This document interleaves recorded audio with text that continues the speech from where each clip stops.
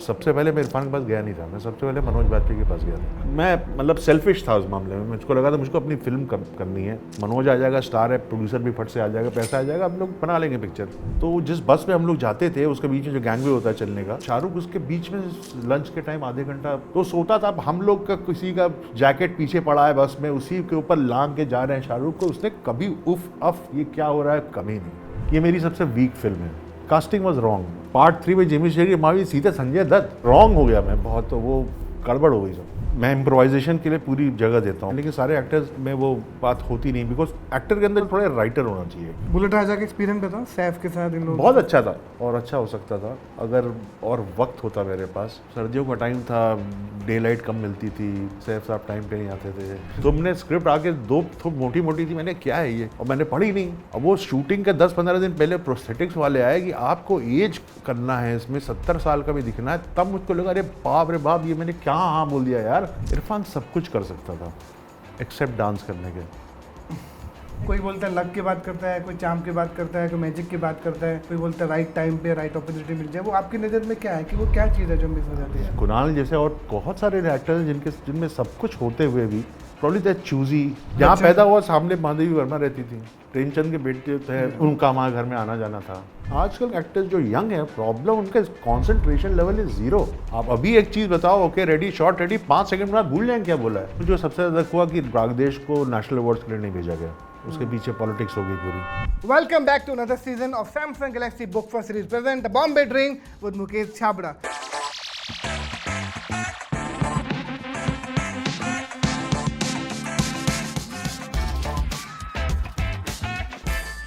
हर बार बहुत सारे गेस्ट को लेकर आता हूँ, लेकिन इस बार आज जिन्हें लेकर आ रहा हूँ, अगर वो नहीं होते तो हमें कुछ हासिल नहीं होता, ना ही गैंग्स ऑफ वसीपुर को मिलता रामाधीर सिंह। तो चलिए मिलते हैं टिग्मांशु धूलिया से। थैंक यू तिशु भाई।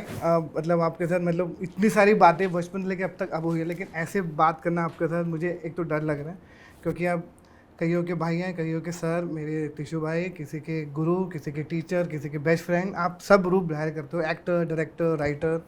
तो अभी आपके साथ बात करूंगा, मुझे बड़ा अच्छा लग रहा है, थोड़ा नर्वस भी हूँ, तो आप थोड़ा मुझे प्लीज़ थोड़ा झेल लेना। नर्वस की क्या बात है? हाँ जी, नहीं कभी कभी लगता है ना कि मैं हमेशा सब लोगों को बोलता हूँ कि अगर जिस आदमी को देख के मैंने कास्टिंग सीखी समझी, और बैंडेड क्वीन से लेकर अब तक बहुत कम लोगों को मालूम है कि पहले हिंदुस्तान के कास्टिंग डायरेक्टर जिसने कास्टिंग शुरुआत कर दी वो आप। जब आप डायरेक्टर करने की पूरी कोशिश में थे, जब आप डायरेक्टर असिस्ट कर रहे थे, आपका कास्टिंग डिपार्टमेंट संभाला गया, जो शायद मैंने भी संभाला, कहीं ना कहीं आपने वो पूरी जो कहते हैं ना अपनी पूरी की पूरी जो टोपी है मुझ पर बनाई है, मुझे ऐसा हमेशा लगता है। तो आपका जर्नी कैसी थी पहले वो बताओ, फिर डायरेक्टर पे तो हम बात करेंगे, लंबी बातें तो करेंगे। पहली बात तो मुझको नहीं लगता कि मैं कोई पहला कास्टिंग डायरेक्टर था। कास्टिंग का तब तो वो 90 की बात बता रहा हूँ मैं, 1991 की। इस तरह का कोई डिसिप्लिन था नहीं, लेकिन जब कोई फॉरेन प्रोडक्शन आता था यहाँ, बहुत सारी फॉरेन फिल्में बनी हैं, तो डॉली ठाकुर और ऐसे एक दो और थी जो वो फिल्मों में कास्टिंग करते। आई एम श्योर पता नहीं गांधी में किसने कास्टिंग की थी, तो ये सब लोग थे। लेकिन क्या है, बैंडेड क्वीन एक मेन स्ट्रीम डायरेक्टर ने बनाई थी ना, हिंदी डायरेक्टर शेखर कपूर ने, तो वो थोड़ा नज़रों में आ गई, और पिक्चर भी खैर बहुत अच्छी थी वो। तो उसमें कास्टिंग डायरेक्टर का टाइटल लेने का मेरे पीछे मकसद, क्योंकि वो फॉरेन प्रोडक्शन था, चैनल 4 की फिल्म थी, एंड क्रेडिट में सेकंड टाइटल मेरा ही आता है उसमें। हाँ। तो मैंने कहा कास्टिंग डायरेक्टर का अगर ले लूँगा तो यहाँ पे जो बहुत फॉरेन फिल्म आएंगी उसी हो सकता है मुझे कास्टिंग करने को मिले, और वहाँ पे पैसा अच्छा मिलता था कास्टिंग डायरेक्टर्स का ना। एक तो वीकली पेमेंट होते थे, कोई ऐसा नहीं कि आप प्रोड्यूसर से भीख मांगनी पड़ी पैसों की, वो सब नहीं था, और वही हुआ। हालांकि मैंने पिक्चर में बहुत सारे और काम किए, लेकिन कास्टिंग डायरेक्टर के टाइटल से फिर ये हो कि कई फॉरेन फिल्म जो हुई फिर उसकी भी मैंने कास्टिंग की, तो उससे अच्छा खासा मिल जाता था, पैसा घर चल जाता था। और आपका बैंडेड क्वीन का प्रोसेस क्या था कास्टिंग का, जो बहुत लोग जानना चाहेंगे, क्योंकि सारे जो एक्टर मैं आज देखता हूँ बॉम्बे में जो इतना अच्छा काम कर रहे हैं, चाहे उसमें सौरभ शुक्ला हो, चाहे उसमें निर्मल पांडे भाई जो अब नहीं है, मनोज बाजपेयी से लेकर गजराज, आप सब देखते हैं, लेकिन वो सब कहीं ना कहीं बैंडेड क्वीन में सब थे। तो आपका वो एक्सपीरियंस क्या था? सीमा विश्वास, क्योंकि मैंने बहुत कहानी सुनी कि पहले कोई और एक्टर थी, बाद में सीमा विश्वास आई, आप शायद उनको एनएसडी प्ले दिखाने लेकर गए थे, वहाँ आपको सीमा जी मिली थी, ऐसा कुछ एक कहानी थी जो शायद बहुत लोगों को नहीं मालूम। नहीं, वो हुआ ये कि बैंडेड क्वीन का प्रोडक्शन दिल्ली से हो रहा था, बॉबी बेदी इसके प्रोड्यूसर थे, और मैं बॉबी बेदी साहब के साथ एक और पिक्चर, उससे पहले प्रदीप किशन, अरुंधति रॉय जो इतनी बड़ी राइटर है, उनकी फिल्म थी एन इलेक्ट्रिक मून। उसमें वो मेरी पहली फिल्म थी एज असिस्टेंट डायरेक्टर। तो वो बॉबी ने देखा था मुझको कि ये एक्टरों के साथ, क्योंकि मैं एनएसडी से निकला, तो नेचुरली आपके एक एक्टर के साथ आपकी जान पहचान हो ही जाती है ना यार। तो सीनियर जूनियर आने वाले, सुपर सीनियर, सबको आप जानते हैं। उसका मुझे बहुत फ़ायदा हुआ ड्रामा स्कूल का पास आउट होने की वजह से। तो बॉबी ने देखी, तो बॉबी ने मुझको यहाँ लगा दिया अपने साथ, बैंडिट क्वीन में ये पिक्चर आने वाली है। अब शेखर जी बॉम्बे से आए थे, और जब वो बॉम्बे से आए थे, मैं नाम नहीं लूँगा, उस वक्त की जितनी बड़ी हीरोइंस थी सबने लाल पट्टा बांध के फ़ोटो खिंचा के शेखर जी के साथ भेजी थी। तो शेखर जी ने मेरे को कहा कि ये देख लो, ये मैं कुछ हैं बॉम्बे से हैं लोग, सब थी हैं सुने। उस वक्त ये हुआ कि मुझको लगा कि मुझे शेखर जी को, तो हम लोग थोड़ा रियल सिनेमा से आ रहे थे ना। हाँ जी। तो मैंने कहा शेखर जी को थोड़ा सा और फेसेस दिखाता हूँ मैं। और खुशकिस्मती मेरी ये है कि मेरी इतनी, वो शुरू में शायद ना मानते, बिकॉज मैं दिल्ली का था, उनका असिस्टेंट भी नहीं था, और मैं बॉबी बेदी का था, कि अनुराधा कपूर, जो उनको तुम जानते हो, अनुराधा कपूर हम लोग को ड्रामा स्कूल में वर्ल्ड सिनेमा वर्ल्ड थिएटर पढ़ाती थी, वो शेखर कपूर की कज़न सिस्टर थी। तो अनुराधा जी ने भी बोला कि हाँ थोड़ा सा पुश दिया, तो निर्मल को मैं लेके आया। फिर मैंने वही कि सीमा विश्वास का नाटक दिखाया, वो खूबसूरत बहू चल रहा था तब। तो वो सब देख के शेखर जी की ग्रेटनेस है कि he opened up to such suggestions and उन्होंने पूरा माइंडसेट चेंज किया, और इस तरह के एक्टर्स लिए फिर मनोज वाजपेयी और सब। ये सब एक्टर जो आज जिसको हम पूरे हिंदुस्तान जानते हो, शायद असली आदत आपकी आपसे लगे ना, आपके छोटे, मतलब मैं ग्वालियर से भी मैंने कास्टिंग की, मैंने भोपाल से भी कास्टिंग की, तो वो सब भी बॉम्बे आ गए फिर, जिनके मतलब एक एक सीन के, दो सीन के छोटे छोटे रोल थे। मंडी हाउस खाली हो गया उसके बाद। हाँ करेक्ट, सब लोग वहाँ पहुँच गए थे, मुझे ये पता। उसके बाद जब आप ये फिल्म, फिर आपने एक वॉरियर करके फिल्म आसिक बारिया की, जहाँ पे इरफान भाई, यहाँ पे अब जो सब लोग बात करते हैं, फिर आपका वहाँ से लेके डायरेक्टर का सपना वो कैसे पूरा हुआ? पहली फिल्म कैसे मिली, क्या हुआ था, वो तो शायद किसी को पता ही नहीं, क्योंकि मैं जो, मेरे लिए हमेशा आप, टिशू भाई मेरे लिए जो मैं देखा एनएसडी में, दिल से के टाइम से आपको देखा पहचाना, उसके बाद हम हासिल के टाइम से आपको जब जानते हैं, तो वो जर्नी आपकी शुरुआत कैसे थी? मैं जब ड्रामा स्कूल गया भी था ना, तो मेरा ऐसा नहीं था कि मुझे थिएटर करना है। मुझे ऐसा थिएटर से प्यार था, लेकिन ऐसा नहीं था कि ज़िंदगी दे दूंगा थिएटर के लिए। मुझको थोड़ी फ्रीडम और एक फ्री माहौल चाहिए था, जो कि थोड़ा कंड्यूसिव हो हमारी तरह की थिंकिंग, हमारी तरह की आर्ट को, जहाँ फ्लरिश हो सके। तो ड्रामा स्कूल का माहौल मिल गया। लेकिन मेरा तरफ फिल्मों की तरफ मेरा झुकाव जब मैं इलाहाबाद से आया था तभी से था। जब मैं बीए किया था, और मैं 19 साल का था जब ड्रामा स्कूल आ गया था। लेकिन मैंने वर्ल्ड सिनेमा बहुत देख रखा था उससे पहले, ड्रामा स्कूल आने से पहले ही यूरोपियन फिल्में बहुत देखी हुई थी मैंने। से पहले से फिल्मों के अंदर घुसे हुए थे? हाँ। तो मैं आया और मैंने बहुत कम, एक आध नाटक किए पास आउट कर, मैं फिर मैंने फिल्में ही की, तो मुझको डायरेक्टर ही बनना था। तो बॉबी बेदी ने before bandit queen Bobby Bedi ने, एंड बिटवीन इलेक्ट्रिक मून और बैंडिट क्वीन, बॉबी बेदी ने एक चैनल 4 से एक series on the girl child, वो year of the girl child भी था, चैनल 4 से एक सीरीज निकाली जिसमें इंडियन फीमेल राइटर्स की 6 stories about the girl child बनाई। उसमें से बाकी सब बॉबी ने बनाई। एक कहानी बॉबी ने कहा कि तू कर ले डायरेक्ट। तो उस कहानी का नाम था चंदा मामा दूर के। मैंने सेट लगाया था मारवाड़ स्टूडियो में, तब ये नहीं था स्टूडियो जो है, मतलब अभी जो पढ़ाई वो सब नहीं था, वो फ्लोर था सिर्फ। तो that was my first film जब मैंने एक्शन बोला।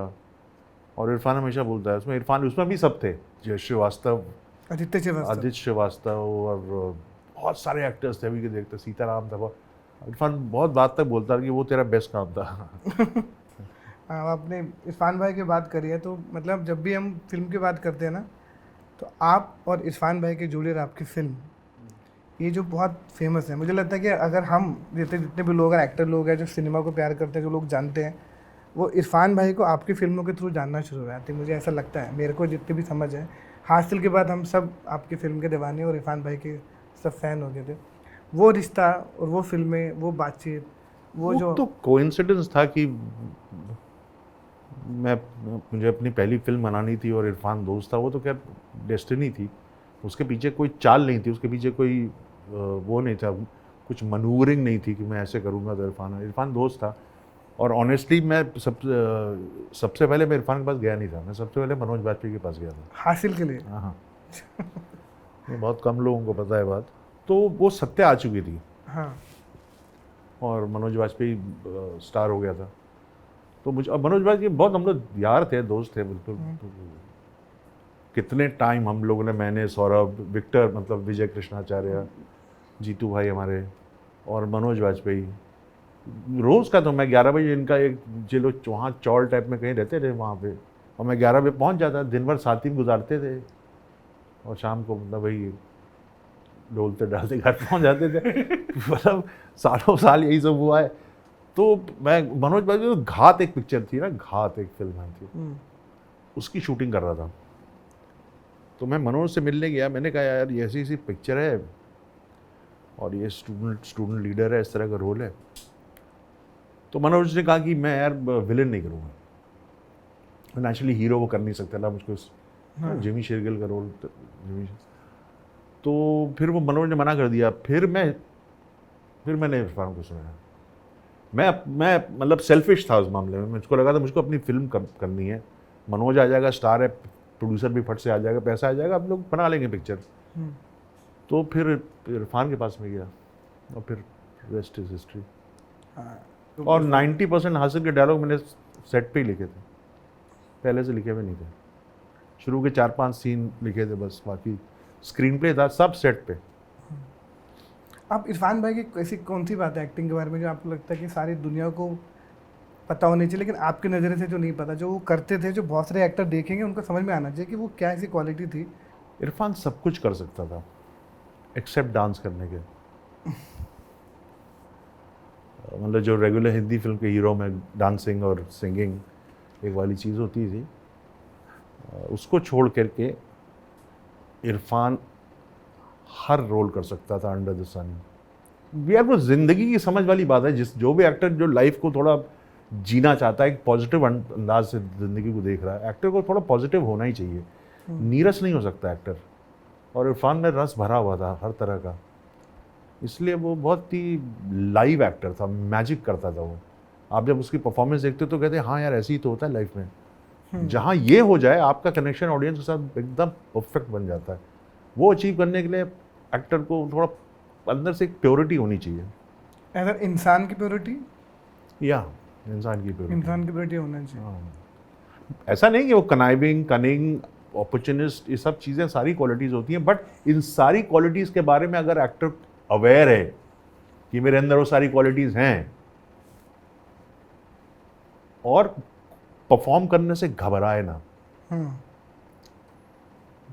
अगर ये हो जाए तो मुझे लगता है acting is the easiest thing in the world.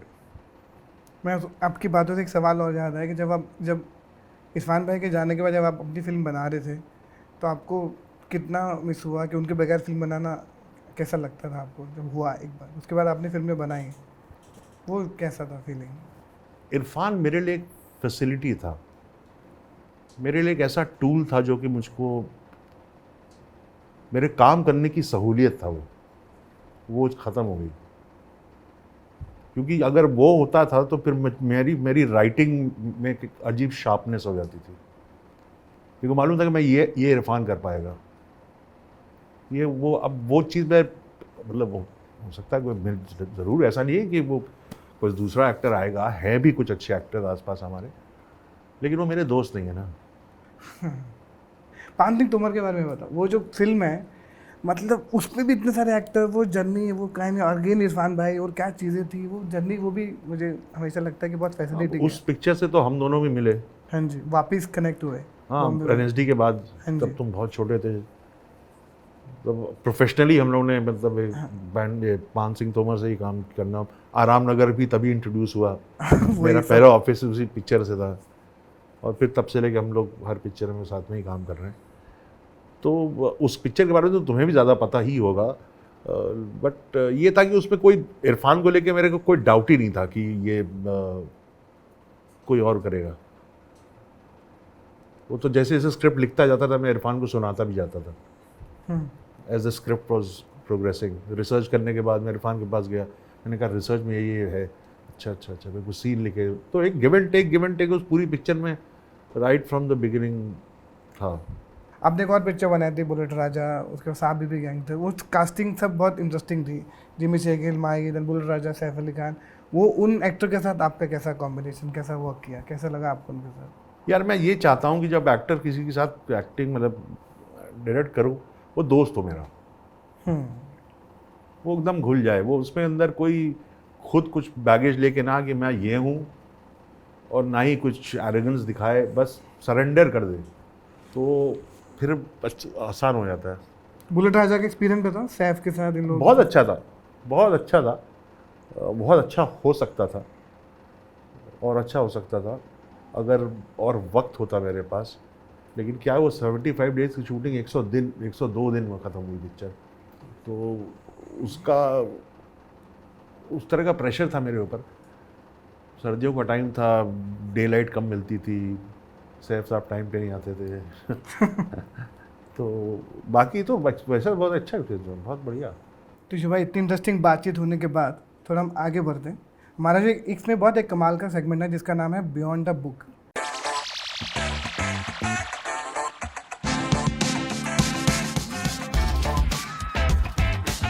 हम क्या करते हैं, आपको आपकी पुरानी याद को ताज़ा कराते हैं। मैं आपको कुछ ऑडिशन दिखाऊंगा जो आप ही की फिल्मों के हैं, आपको याद करना है उस ऑडिशन के बारे में, वो कौन सी फिल्म थी वो भी आपको बताना है। मैं जो ऑडिशन यहाँ प्ले करूँगा GB4 सीरीज़ में, उस सेकंड स्क्रीन में आपको दिखेगा। मैं स्वैप करूँगा और सेकंड स्क्रीन में आप भी सेम देख सकते हैं। तो मैं पहला जो मेरा ऑडिशन है वो है, इस गरीब ब्राह्मण पे थोड़ा उपकार कर दो, डिस्काउंट तो देते होगे? अरे नहीं, डिस्काउंट तो हैं? हाँ, एक मिनट फोन कर लूँगा। हाँ फोन आ रहा है। हाँ हेलो, क्या बोलते हैं तुम्हारे यहाँ? अब आज तो कैसा लगता है आपको ये देख के मिलन टॉकीज के बारे में, क्योंकि अब ये है एवरीवेयर, अली नाउ डूइंग। बहुत अच्छा लगता है बात, मैं तो बहुत बहुत अच्छा एक्टर है ये, और इंसान भी बहुत अच्छा है ये, और मज़ेदार आदमी है बहुत। आई थिंक ये उसका one of the new audition था आफ्टर 3 इडियट, जो मुझे अच्छे से याद है। अच्छा अच्छा अच्छा। ये तब आपको पता है तब। आपको याद है मिलन टॉकीज के बारे में और किस किसने ऑडिशन दिया था? आपको याद है वो प्रोसेस, इस ऑडिशन के बारे में अगर आपको याद है तो? ये तो तुम्हारे यहाँ लिया गया होगा हाँ ऑडिशन? जी, ये मेरे यहाँ लिया था पुराने ऑफिस में 160 नंबर हाँ में। हाँ, ये ऑडिशन आपको याद है अच्छे से? मतलब अच्छे से नहीं याद है, मतलब हाँ, मतलब ये तो इस बात का प्रूफ है कि मिलन टॉकीज का ऑडिशन है, वही डायलॉग्स हैं। ठीक है, मैं आपको एक और ऑडिशन दिखाता हूँ। नेक्स्ट, माइंड तो नहीं करेगा? ये आपको याद है? मैंने इस तरह से तुम्हारा हाथ पकड़ा। तुम्हारी कमर पे अपना हाथ। क्या हुआ? हाँ, typical Indian woman, Sati Savitri Sita. But this scene is not from Ragdesh. This is film scene from, अब बताओ। यारा, रागदेश। यारा के लिए इसने ऑडिशन किया था? अच्छा ये इसलिए तो मैं आपको पुरानी यादों में ताज़ा लेके जा रहा हूँ, आपको याद है ये? अच्छा, मुझे नहीं पता इस दिन कुणाल ने यारा का दिया था ऑडिशन, मुझे पता नहीं यार। हाँ करेक्ट, बहुत अच्छा ऑडिशन था। तो I don't know why did, मुझे हमेशा लगता है कि एक्टर भी थोड़ा एक मिसअंडरस्टूड हुआ है। इसको भी सही कास्ट होता तो आफ्टर रंग दे बसंत थी और उसका जिस तरह का करियर होना चाहिए था। I think you should have also got. कई लोगों के साथ ऐसा होता है। वो क्या चीज़ होती है जो आपको लगता है कि रह जाती है? वो क्या एक चीज़ होती है? क्योंकि मुझे हमेशा लोग बोलते हैं, कोई बोलता है लक की बात करता है, कोई चाम की बात करता है, कोई मैजिक की बात करता है, कोई बहुत मेहनत की बात करता है, कोई बोलता है राइट टाइम पे राइट अपॉर्चुनिटी मिल जाए। वो आपकी नज़र में क्या है कि वो क्या चीज़ है जो मिस हो जाती है? कुणाल जैसे और बहुत सारे एक्टर्स हैं जिनमें सब कुछ होते हुए भी probably they choosy, they very choosy, but I don't know. Good looking boy इतना आज क्या भी, गुड लुकिंग बॉय, मतलब और हंग्री एक्टर है, हाँ, हंग्री है, आज तक लगा रहता है, हाँ। कोशिश पूरी करता है, मेहनत करता है अभी तक। क्योंकि आई रिमेंबर हिम, हम जब एनएसडी में नसीब भाई वर्कशॉप करने आए थे, जिसमें कुणाल, शाहिद कपूर, सिद्धार्थ, हम सब लोग एक बैच में थे। तब से इसको देखा, he is always trying his level best, still working hard, अभी भी लगा रहता है, कोशिश पूरी जा रही है। बहुत अच्छा। Some people are late bloomers. आप खुद भी एक आर्टिस्ट हैं, एज एन एक्टर भी आपको लोग बहुत तरह से देखते हैं। आप कहीं सडनली जो रामाधीर सिंह के बाद जो पूरा देखने का हाँ नजरिया एज एन यार, एक्टर, वो लाइफ जो है, मतलब अभी वो भूलन, अभी फिर से गैंग्स ऑफ वासेपुर रिलीज हो रही है, उसको कैसे देखते हैं अपने एक्टिंग के करियर में? भाई thanks to Anurag Kashyap and to you, तुम ही दोनों को श्रेय जाता है, क्योंकि मैं तो कभी एक्टिंग करता नहीं था। इनफैक्ट इससे पहले जब गैंग्स ऑफ वासेपुर कभी नहीं, छोटा सा कोई बस स्टॉप पे आदमी खड़ा है, हीरो है खड़ा है, तो कोई मिल ले रहा है एक्टर, तो असिस्टेंट बोलते सर आप ही खड़े हो जाओ ना। मैं इतना डरता था, मैंने कहा नहीं मैं नहीं कर पाऊंगा, करके बता दूंगा एक्टर को, लेकिन जब शॉट घर कैमरा चल रहा हुआ तब तो आवाज़ भी करता था, तो मैं बहुत घबराता था। मैंने कहा ना मैं नहीं करूँगा कभी। तो वो कैसे आपने पता नहीं कैसे हो कर दिया गया, आपने? पता नहीं कैसे हो गया, वो कुछ ग्रहों का चक्कर है कि मेरे से हाँ भी निकल गई, लेकिन मैंने वो स्क्रिप्ट थोड़ी पढ़ी थी, तुमने वो मुझे रख दी, वो भगा दिया था मुझे। तुमने स्क्रिप्ट आके दो मोटी मोटी थी, मैंने क्या है ये, और मैंने पढ़ी नहीं, मैंने कहा देख लेंगे कुछ होगा छोटा मोटा रोल। अब वो शूटिंग के 10-15 दिन पहले प्रोस्थेटिक्स वाले आए, जब वो प्रोस्थेटिक्स वाले आए कि आपको एज करना है इसमें, 70 साल का भी दिखना है, तब मुझको लगा अरे बाप रे बाप, ये मैंने क्या हाँ बोल दिया यार। और लेकिन तब तक इतना टाइम नज़दीक था कि वे निकल भी नहीं सकते थे। Correct. Then I could the penny fell, तब मुझे लगा कि यार ये तो कुछ इम्पोर्टेंट है, और फिर मैंने पढ़ना शुरू किया उसको। बस मैंने उससे यही बोला था, अनुराग से, बॉस ये बिहार में सेट है, मैं बिहारी नहीं बोलूँगा, क्योंकि मैं बोल तो लूँगा लेकिन मैं परफेक्ट नहीं बोल पाऊँगा, कहीं इधर उधर एक्सेंट में ऊपर नीचे होगा, और मेरे दिमाग में यही चलता रहेगा कि मैं एक्सेंट सही पर थॉट नहीं आ पाएंगे, तो मुझको, मैं अपना इलाहाबादी हूँ, मुझको अवधी बोलने दो। तो उसने कहा ठीक है बोलिए। तो बाद में कुछ लोगों ने कहा कि आपकी लैंग्वेज, मैंने कहा बॉस मुझको वैसे ही आती है, मत दो काम, चलो। आपका किसी डायरेक्टर के साथ काम करने का मन है as an actor? Shekhar Kapur, definitely. He is an actor's director, he really handles actors very well. और शेखर जी के साथ क्योंकि मैंने खुद काम किया है, no he really invest himself as a director, you know, when it is about taking performance out of sometime non actors. अब बैंडिट क्वीन देखिए, नॉन एक्टर्स हैं बहुत सारे, सबके सब। वो छोटी फूलन, उसका पहला ओपनिंग शॉट ही है, मैं गाली देती है, मैं कैसे निकलवा लिया शेखर जी ने। वो तो गाना बैंडिट क्वीन में जो था, जो नुसरत साहब ने गाया, छोटी सी उम्र वो छोटी फूलन, जब हम लोग शूटिंग में जाते थे बस में बैठ के, उसके अपने राजस्थानी गाना था, उसे खिड़की में बैठ के छोटी थी, वो गाना गाती थी यही वाला। शेखर जी के कान खड़े हुए, उन्होंने गाना पिक्चर उठा के नुसरत साहब ने गवा दिया यार। कान वान आँख सब, जब डायरेक्टर के जिसके एकदम जब तैनात हो, उसके साथ काम करने में मजा आता है। वो 24 घंटे अलर्ट होता है हर डिपार्टमेंट में। हाँ। जब आप कोई स्क्रिप्ट को चुनते हो या जब आप लिखते हो, सबसे ज़्यादा आपको क्या एक्साइट करता है? द जगह जहाँ पे कहानी सेट है, या कहानी, या उसका ट्विस्ट, या थ्रिलर? आपको क्या ऐसे लगता है कि यार ये कहानी तो मुझे बनानी ही बनानी है? आपका क्या किक है? क्योंकि आपने हर तरह का सिनेमा बनाया है, लव स्टोरी भी बनाई है आपने, ड्रामा भी बनाया, आपने पेट्रोटिक भी बनाया, आपने कमर्शियल भी बनाया। आपका सबसे कि यार देख के आप लगता है यार ये मेरा सुर है? दुनिया के लोग, उनकी अब फिर उस दुनिया से सारी चीज़ें स्टेम करती है, उसी से किरदार निकलते हैं, फिर उन किरदारों की डिटेलिंग, क्योंकि जैसे नाम होता है किसी किरदार का, तो मुझको बहुत, मेरे लिए निहायत ज़रूरी है कि उसका सरनेम क्या है।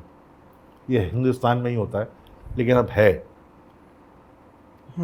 तो उससे उस किरदार के संस्कार पता चलते हैं। हालांकि बहुत स्टीरियोटिपिकल बात है, अब ये सब चीज़ें डिसइंटीग्रेट और डाइल्यूट भी हो रही है, बट वो सारी चीज़ें हमको बड़े शहरों में दिखती है, जहाँ पे आपकी ज़ात, आपका क्लास डाइल्यूटेड है, कौन क्या है किसी को कोई फ़र्क नहीं पड़ता, सब एक दूसरे के साथ रिश्ता है, काम का रिश्ता है, एक दूसरे को रिस्पेक्ट करते हैं। लेकिन जहाँ आप इस बम्बई और महाशहर के बाहर अपने आप छोटी जगह जाते हैं, वहाँ पे सारी चीज़ें अभी भी मैटर करती हैं। तो उसी दुनिया से निकले हुए किरदार होंगे, तो जितनी डिटेलिंग, उनका क्लास क्या है, उनके पिताजी कहाँ काम करते थे, मदर फादर क्या हैं, तो वो जब तक उस दुनिया, फिर तब निकल के आते हैं कैरेक्टर्स। आपको ऐसा कोई एक्टर लगता है, जैसे आप जब आप कोई सीन कर रहे हो, तो आपको लगता है कि जैसे आपने कोई सीन सोचा था, उसने जैसा किया, उसने आपका डायरेक्शन का पूरा सीन चेंज कर दिया, आपने उसी को फॉलो किया? ऐसा कोई एक्टर जो आपको लगता है एवरी टाइम इंस्पायर करता है कुछ और करने के लिए, आपको चेंज कर देता है? मैं इम्प्रोवाइजेशन के लिए पूरी जगह देता हूँ, मुझको अच्छे लगते हैं इम्प्रोवाइजेशन, लेकिन सारे एक्टर्स में वो बात होती नहीं, बिकॉज एक्टर के अंदर जैसे मेरे थोड़े राइटर होना चाहिए, और लैंग्वेज की फैसिलिटी होनी चाहिए। अगर बहुत ज़्यादा अंग्रेज़ी बोल रहे हैं और हिंदी में काम कर रहे हैं, आपकी फर्स्ट लैंग्वेज अंग्रेज़ी है, तो नहीं हो पाएगा, हो ही नहीं सकता काम। दिमाग में वही चल रहा होगा कि मैं कैसे सही लफ्ज़ बोल पा रहा हूँ, और जो थॉट बिहाइंड द परफॉर्मेंस है वो निकल के नहीं आता। तो एक तो लैंग्वेज पे पकड़ होनी चाहिए एक्टर की, जिस लैंग्वेज में लिखा हुआ जो कंटेंट है, टेक्स्ट जो है, उसकी पकड़ अच्छी होनी चाहिए एक्टर के अंदर। एक राइटर होना चाहिए इम्प्रोवाइज करने की चीज़ों को। ये सब चीज़ें अगर होती हैं तो मुझे बहुत पसंद आता है। प्रतीक गांधी के साथ मुझे लगा है बहुत अमेजिंग एक्टर है। एक एक्टर और है जो आपने उनके साथ एज एसोसिएट डायरेक्टर भी काम किया, एज एन एक्टर भी काम किया है। एसोसिएट डायरेक्टर भी काम जब आप दिल से में एसोसिएट डायरेक्टर थे, दिल से के डायलॉग लिखे थे, डायलॉग लिखे थे आपने, लेकिन आप वहाँ पे थे। उसके बाद उनके साथ आपने एज एन एक्टर भी काम किया। एक छोटा सा सीन। हाँ, और बताए कौन? हाँ? एक और एक्टर है जिनके साथ आपने और बड़ा काम किया। शाहरुख खान। उनके बारे में कुछ बताओ। आपका तो मतलब एक डायलॉग राइटर, उसके बाद उनका इतना बार मिलना, फिर एज एन एक्टर जीरो में उनके साथ काम करना। वो एक्टर तो मतलब उस आदमी के बारे में तो इतना कुछ होगा आपके पास बोलने के लिए। आपने उतने सालों से उनकी जर्नी देखी है। कि सच ए हम्बल पर्सन, मैं बता नहीं सकता। वो दिल से के टाइम से मैंने ये देखा। दिल से में जब करे थे, he was already a big star. Ladakh में हम लोग जब शूटिंग करते थे तो मणि सर के साथ तो यही रहता ना, गाड़ी संतोष सिवन और मणि सर की गाड़ी चलेगी, बाकी यूनिट पीछे चलेगी, जहाँ मर्जी है रोको, जहाँ अब क्या शूटिंग करना नहीं बताओ, और थोड़ा माहौल ही हाँ, लेकिन वो मैजिक होता है फिर। तो लंच टाइम पे वहाँ पे ऐसे कोई वैनिटी वैन मुझे नहीं थी वैनिटी वैन। तो जिस बस में हम लोग जाते थे, उसके बीच में जो गैंगवे होता है चलने का, शाहरुख उसके बीच में लंच के टाइम आधे घंटा पौने घंटा, बड़ी प्रॉब्लम लद्दाख में शूटिंग करना। तो सोता था, हम लोग का किसी का जैकेट पीछे पड़ा है बस में, उसी के ऊपर लांग के जा रहे हैं शाहरुख को। उसने कभी उफ अफ ये क्या हो रहा है, कोई नहीं आएगा बस में जब तक मैं सो रहा हूँ, कभी नहीं। और कर सकता था वो। हाँ, बिल्कुल, वो स्टार है, उसको अगर सोना है आधा घंटा तो भाई साहब बस में किसी को नहीं जाना चाहिए, साहब सो रहे हैं साहब हमारा हीरो। बट कभी नहीं। ज़ीरो के टाइम वो, बिकॉज उनका खुद का प्रोडक्शन था, रेड चिलीज, और भी छोटे एक्टर्स थे मैं तो जानता था पहले से, उनके लिए भी शाहरुख इतनी तमीज़ से कि कुर्सी लेके उठाना, खाना खाया कि नहीं, तो ये संस्कार है उसके। अगर वो ना भी करे तो किसी को प्रॉब्लम नहीं होगी, कोई नहीं कहेगा बदतमीज़ है ना, ये भाई अपने में से है, लेकिन शाहरुख करता है ये संस्कार है उसके, जो कि उसको ग्रेट बनाता है। एज एन एक्टर को एक्टिंग कैसा फीलिंग है? बहुत बढ़िया, बहुत अच्छा। वो शुरू वाला ओपनिंग सीक्वेंस जिसमें फ्रेंच बोलता है यार बहुत अच्छा था।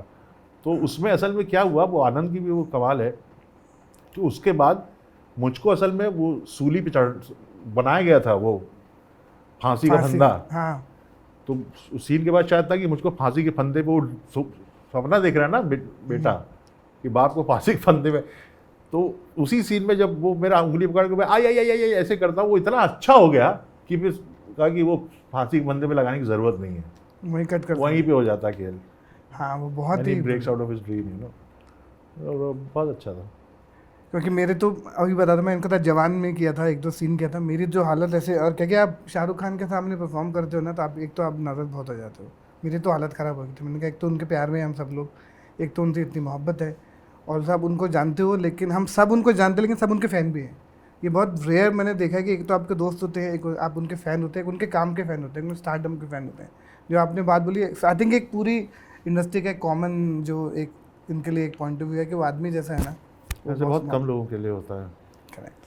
टिशू भाई, हमारा जो अगला सेगमेंट है वो है यादों का पिटारा। इसमें जो अगला फीचर है ना, मैं आपको आपकी कुछ पुरानी पिक्चर दिखाऊंगा जिसको हमने AI फोटो रिमास्टर किया ऑन गैलेक्सी बुक 4 प्रो 360 में।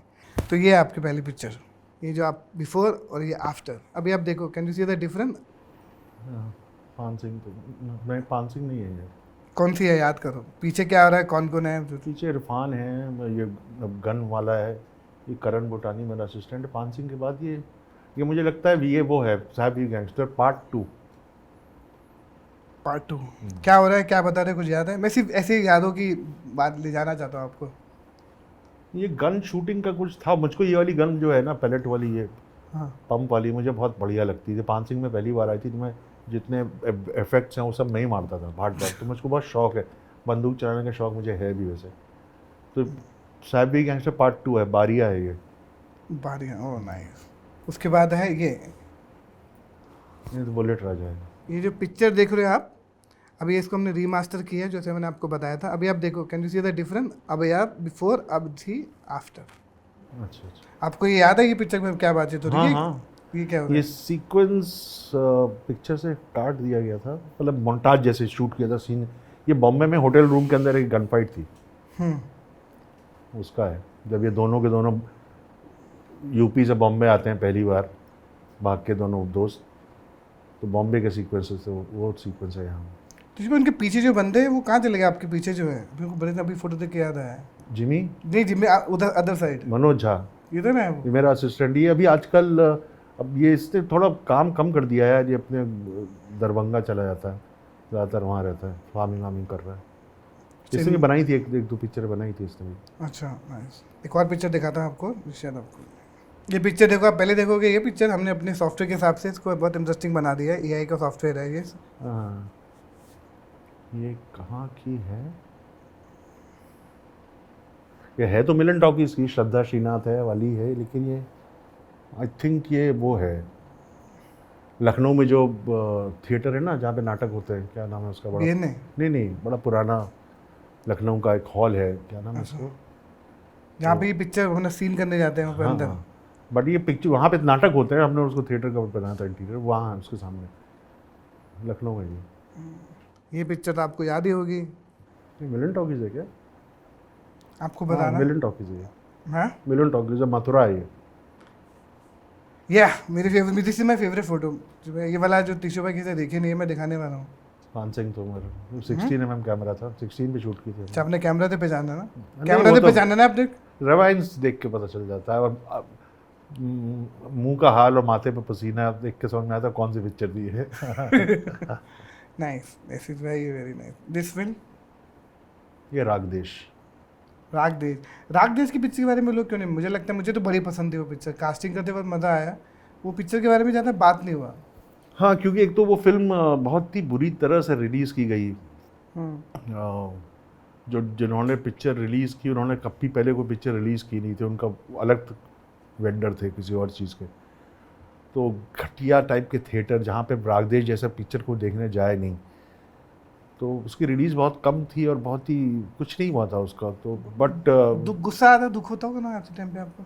उतना दुख मुझको नहीं हुआ। मुझे सबसे ज़्यादा दुख हुआ कि रागदेश को नेशनल अवार्ड्स के लिए नहीं भेजा गया। उसके पीछे पॉलिटिक्स हो गई पूरी, बिकॉज मैंने राज्यसभा टेलीविज़न के लिए बनाई थी ये, तब सरकार कोई और थी, फिर कोई दूसरी सरकार हुई, तो मतलब उन्होंने इस पिक्चर को नेशनल अवार्ड्स के लिए नहीं भेजा, नहीं तो 100% मिलना था। क्योंकि हमको जब फिल्म शुरू हुई थी प्रॉमिस किया गया था this will be India's official entry for the Oscars. तो कम बजट था, मतलब बहुत कम बजट था। इस तरह के सब्जेक्ट पे और लोगों ने इससे 10 गुना ज़्यादा बजट पे भी काम किया और बहुत ही बेकार काम किया। लेकिन इसके रिव्यूज़ बहुत अच्छे थे और IMDb में भी इसकी पिक्चर की बहुत हाई रेटिंग है। मुझे बड़ा मज़ा आया था इस पर काम करके, बहुत बहुत बहुत मज़ा आया था। टिशू भाई, हमारा जो अगला सेगमेंट है जो कि मेरा सबसे ज़्यादा फेवरेट है, क्योंकि मेरे भी बहुत सारे क्लोज दोस्त हैं, आपके भी हैं, तो इसका नाम है अतरंगी यारी। मैं आपको कुछ फोटोग्राफ दिखाऊंगा आपके दोस्तों के बारे में, जिसमें आपको दोस्तों के बारे में बता रहे हैं। क्या बोलते हैं आप? संजू भाई, कबीर बेदी, साहब भी गैंगस्टर पार्ट 3। जैसे मुझे सच में नहीं मजा आता कि उसमें संजू भाई भी थे। इस यारी के बारे में आप क्या बोलते हैं? संजू भाई के साथ आपका कैसा रिश्ता है?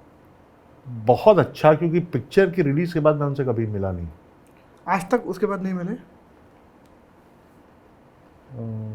मुझे थोड़ी शर्म सी भी आ रही थी। ये मेरी सबसे वीक फिल्म है। When you say weak, like as a director, you think it's the weakest thing? Yeah, as a director, it's a weak film. Casting was wrong. Because इसके पहले जो दोनों साहब भी गैंगस्टर बनी थी उसमें बैलेंस थी पिक्चर, मतलब जिमी शेरगिल, माही गिल और रणदीप हुडा, बैलेंस है तीनों। एक Equal. पार्ट 2 में जिमी शेरगिल, माही गिल, गैंगस्टर बदलता है ना, इरफान अभी भी बैलेंस्ड है। पार्ट 3 में जिमी शेरगिल, माही सीधे संजय दत्त, वो दुनिया का अलग आदमी है, उसका लेवल अलग है, यहाँ पे लेवल एक तो टोटल अलग, हाँ, सुर वो भी अलग वहाँ था। रॉन्ग हो गया मैं बहुत, तो वो गड़बड़ हो गई सब। वो पहले कदम पे गड़बड़ था सब, तो फिर कहाँ से, जब फाउंडेशन ही रॉन्ग हो तो जाए। वाइल मेकिंग आपको समझ में आ गया था गलत हो गया, या वो कोशिश करता है आपको सामान लेके ना, ऐसा तो होता ही है। वाइल मेकिंग नहीं, जब उसको मैंने देखा तो कोई बताता भी तो नहीं है ना, चक्कर क्या बनाते थे, अकेला थोड़ी बताता है, फिर बनाता डायरेक्टर तो 36 लोग रहते हैं, एडिटिंग में भी इतने लोग रहते हैं, लेकिन कोई बता ही नहीं पाता कि ये पिक्चर वर्क कर रही है कि नहीं कर रही है। मुझे थोड़ी देर बाद पता चल गया था कि पिक्चर शायद वर्क नहीं करेगी। और वो गलती हो गई मुझसे, गलती मेरी ही थी सब। But Sanjay Dutt great guy to work with.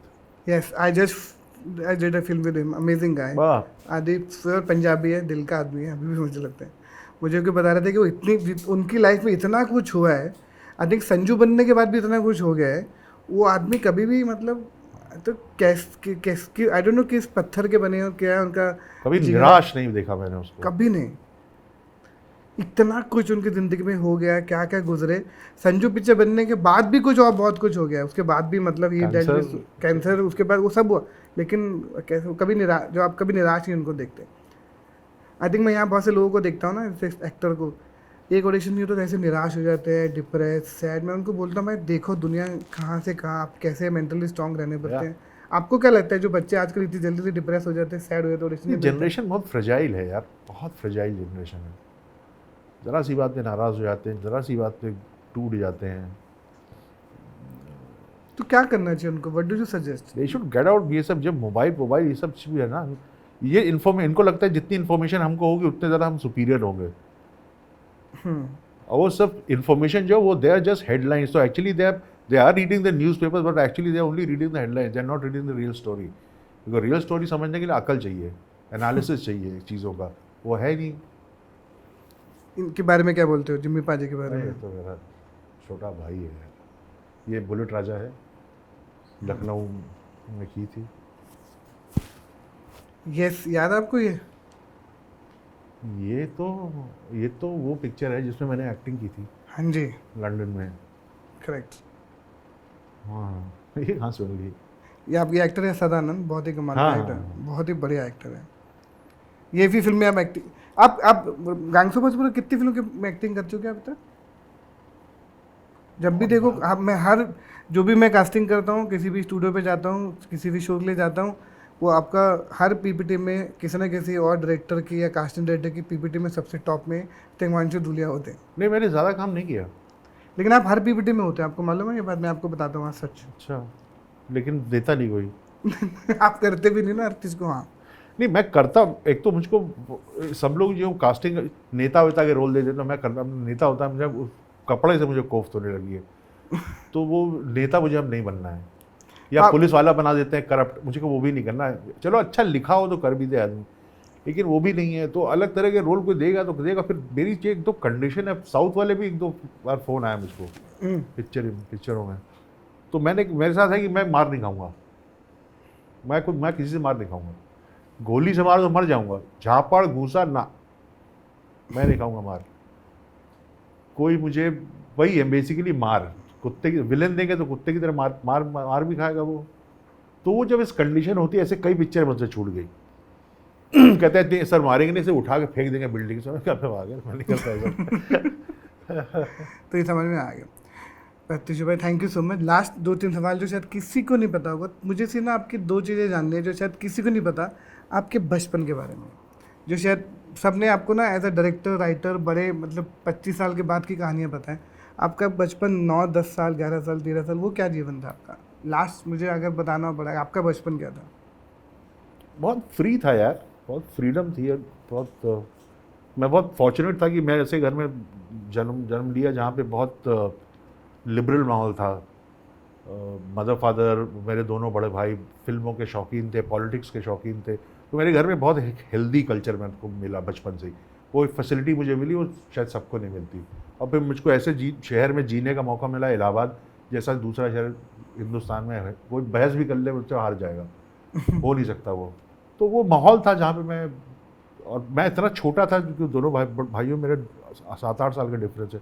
तो बचपन में मदर फादर जब पिक्चर जाते होंगे तो मुझे कहाँ छोड़ के जाएंगे?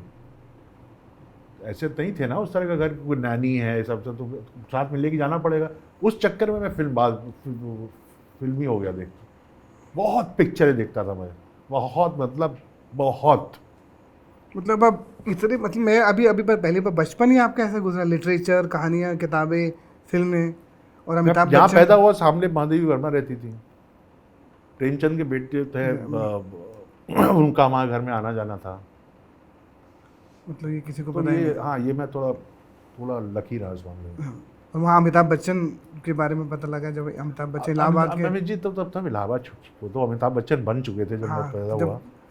लेकिन उनका कज़न है कि उनका है शोभित राजन, वो भी बॉम्बे में ही है, वो बॉयज़ स्कूल में पढ़ता था। अमिताभ बच्चन की इलाहाबाद में 2 स्कूल हैं, सेंट जोसेफ और बॉयज़ स्कूल।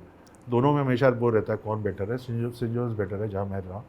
लेकिन अमित जी बॉयज़ स्कूल में थे, तो वो शोभित मुझसे 1-2 साल सीनियर थे बॉयज़, वो आके बोलता था कि अमिताभ बच्चन मेरे कज़न है। हम लोग कहते हैं फट को बना रहा है बच्चन cousin। तो अब वो कैसे पता है? फिर जब इलेक्शन हुआ है ना 84 वाला, जब अमित जी लड़े और जीते, तब वो शोभित था, तब को लगा शोभित सही बोलता था यार, वाकई में इनके कज़न अमिताभ बच्चन। हाँ, तो और हम आपको लोग तो सब- प्राउड फील होता अमिताभ बच्चन इलाहाबाद के जब भी आते हाँ, तो हम लोग सब मिलना चाहते थे अमिताभ बच्चन से, वो कैंपेनिंग में थे सर्किट हाउस में। तो मैं तब पहले ग्रेजुएशन किया ही, मतलब वो 12th पास किया ही था, फर्स्ट ईयर में गया था BA में। तो मुझे अच्छी तरह से याद है, बहुत थके हुए थे, अमित जी कैंपेन करके आए थे, सर्किट हाउस में हम लोग मिलने गए थे। और मैंने उनसे देखते ही कहा था, सर आप जब आज जीत जाएंगे ना तो इलाहाबाद में थिएटर के लिए ज़रूर कुछ करिएगा। तो उन्होंने मुझको ऐसे देखा था, ऐसे कि ये मुझको याद है, मैंने उनसे यही बोला था कि थिएटर के लिए सर आप ज़रूर कुछ करिएगा।